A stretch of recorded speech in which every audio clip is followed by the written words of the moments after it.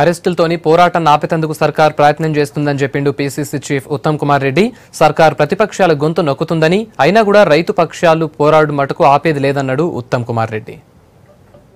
నిస్పృహనే మిగిలిపోయింది. ఈరోజు తెలంగాణ రాష్ట్ర వ్యాప్తంగా మిర్చి పంట గాని, కందులు గాని, పసుపు గాని, కొన్ని ప్రాంతాల్లో వరి కూడా దేనికి గిట్టుబాటు ధర లభించడం లేదు, కొనుగోలు లేదు.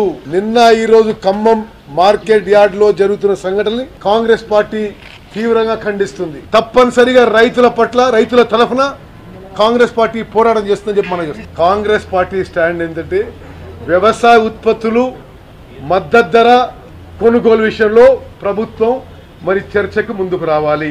ఎందుకంటున్నామంటే ఇదే ప్రభుత్వం నెల రోజుల క్రితం కేంద్ర ప్రభుత్వం దగ్గర పోయి ఏ పంటకి ఎంత గిట్టుబాటు ధరనో వీళ్ళే నివేదిక ఇచ్చిండ్రు.